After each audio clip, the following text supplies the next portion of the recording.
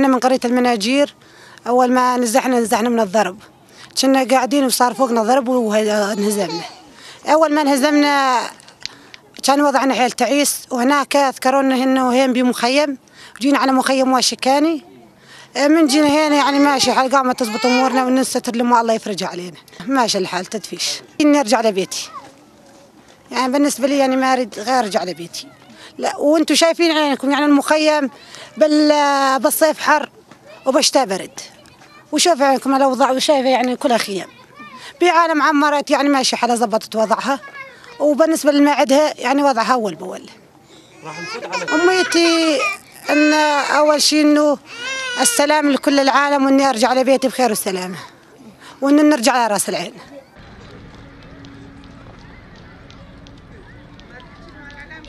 مو كويس، مو زين يعني، بالبرد وهالغربة يعني مو وضعنا مو زين.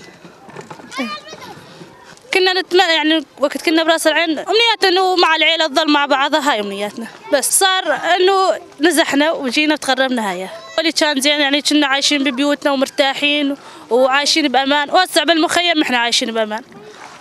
سبب الخيام وسبب البرد والوضع مو ضابط يعني. شردنا عن أهالينا ويعني مو مثل أولي. السبب إنه بخيام وما يعني نحتفل مشان إيش؟ لا ما نقدر نحتفل. أمنيتي نرجع على بيوتنا والأمور تهدى وسوريا تكون بخير، هاي أمنيتي بس. أوراق وخالك يشوفك. إيه 4 بنات وولادين. والله كان لو الوضع أولي أحسن، وضع كثير اختلف يعني. أكثر شيء كنا نفكر لما يجينا مطر نخاف، خيم قاعد تفيض علينا مي، قاعد تفوت علينا مي، صرنا نكره العيشة، نكره يعني ايش اقول لكم عن حالنا. والله كان الوضع أحسن، يعني كل شيء حيل الواحد يحتفل يعني كيف هو وعيلته مع ولاده مع عيلته مع قرايبينه. بس هنا هسه الوضع اختلف، هسه قمنا نخاف أكثر شيء يعني يوم تجينا مطر نخاف على حالنا وعلى ولادنا. ضاق النهار يعني قمنا نبكي بكيا والله العظيم، نبكي من المي الفاتت على قلوبنا. هاي الحمد لله جيراننا شافوا شلون الوضع أولي وشلون الوضع هسه. الوضع بالأولي بالعكس كان أحسن كثير.